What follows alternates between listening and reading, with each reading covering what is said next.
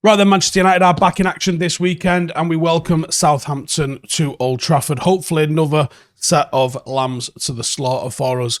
We bounced back after the 7-0 battering that we got at Anfield with a 4-1 victory over Real Betis. And in my review and five things I spoke about, it felt like it was a higher XG game than, or a higher XG victory than what we saw Liverpool have over United. Which is what makes it really funny listening or looking at some of the responses to it. 7 goals is 7 goals and it's undeniable, but we actually did have a higher XG against Betis than Liverpool had against us with fewer conceded. Just shows sometimes goals fly in and sometimes inexplicable things happen. United probably should have scored a few more on Thursday night, but it is what it is. Southampton have won 2 of their 3 Premier League games under Ruben Selles. They've lost 1, as many as they had in the previous 17 under Ralph Hasenhüttl and Nathan Jones. Nathan Jones losing 13 and drawing 2. Shocking. No surprises that he got the bullet. All 6 of Southampton's Premier League wins have been by just a single goal margin, and they're the only team yet to win by more than 1 goal so far this term. They're winless in their last 14 against United, 7 draws, 7 losses since a 1-0 win at Old Trafford all the way back in January 2016. Those Lou Van Gaal days. We didn't see a goal at my end of the stadium for years. Right, so Sellers has come in, and he's got no problem really sliding straight into the 4-2-2 tactic that Hasenhüttl initially had success with, adopting the same sort of high-energy, counter-pressing style of football. The 2 attacking midfielders in the 4-2-2 are not really quite central midfielders, and they don't usually operate wide enough to be called wingers. They kind of operate in half spaces between the lines, supporting the strikers and linking them with the midfield that is behind them. The 2 central strikers, 2 centre forwards, they combine nicely with each other, and they also press the opposition when they're trying to play out, and they can hold the ball up and they can bring in the attacking midfielders into play as well. It's not bad, and 2 wins out of 3 isn't a bad little record as well. The formation is designed to have central overloads, so you will see United probably finding balls in between the lines where you don't really want them, and they'll find ball in dangerous position in around the central midfielders. It'll look like they've got more numbers than us because, well, they've got more numbers than us. And one of the benefits of the 4-2-2 shape is it helps you dominate and overwhelm midfield a little bit. You can ask a lot from the fullbacks in this situation, and that's where United should probably look to try and exploit going the other way. One of the most notable weaknesses of the 4-2-2 is the lack of width, as we said, and while it can be really effective centrally, you can struggle a little bit out wide, and especially if the opposition fullbacks start coming forward, you've really got to start working to not get overrun in those wide areas, or having your central midfielders dragged out of position to cover those wide areas. Starting 11, I expect, will be something along the lines of this. And the star man for them, James Ward-Prowse, 8 goals, 3 assists this season. Probably one of the most dangerous set-piece takers in world football at the moment. He can make you play. He's got range. He can put it on a sixpence from free kicks or corners.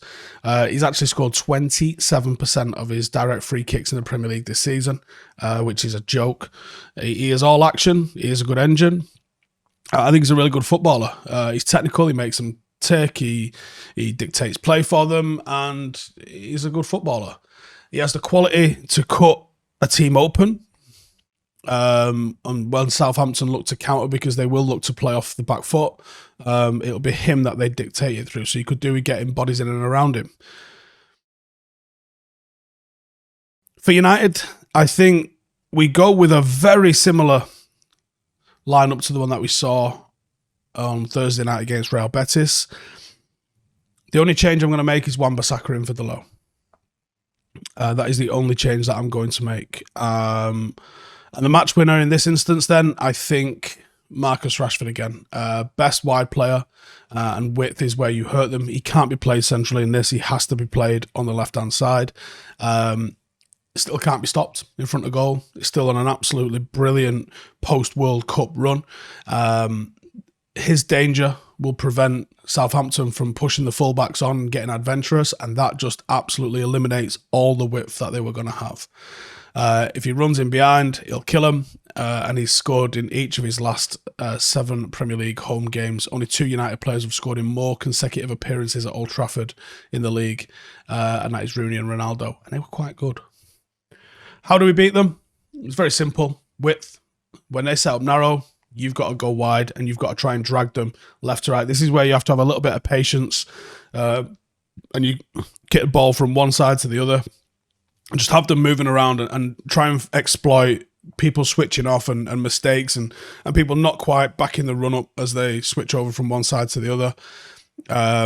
Pace and movement in behind, and that's Marcus, but it will also be the likes of Wout and Anthony as well.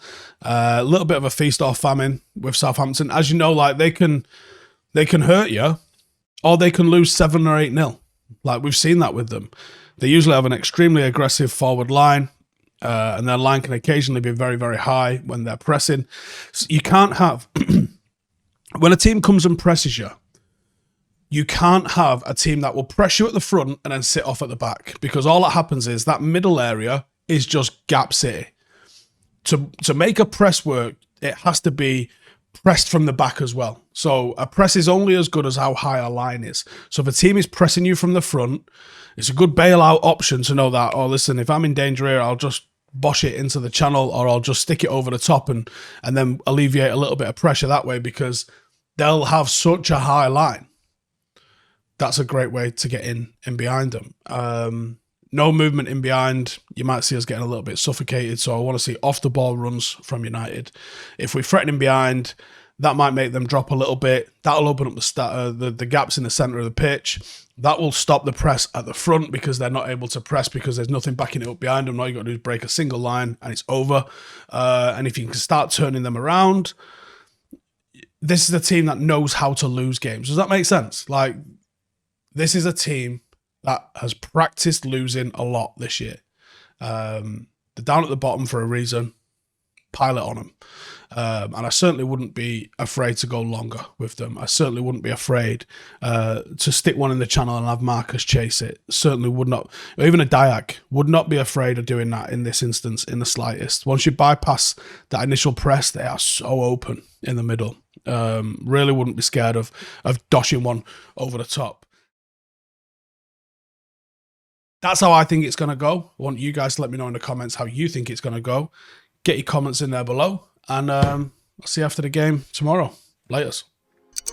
Hey, thank you for watching the video. If you are new around these parts, then don't forget to subscribe. My channel is proudly supported by my community on Patreon. If you'd like to get a little bit of extra content, a Discord group, meetups, 5-a-side games, weekly podcasts, behind the scenes, and even an occasional bit of transfer news as and when I get it, then for the price of a pint, you can show your appreciation for the content that we make and get some goodies for doing so as well. Check the link in the description or click the button right here. You'll also find all of my socials here too if you want to follow me on any of those platforms. Nice one.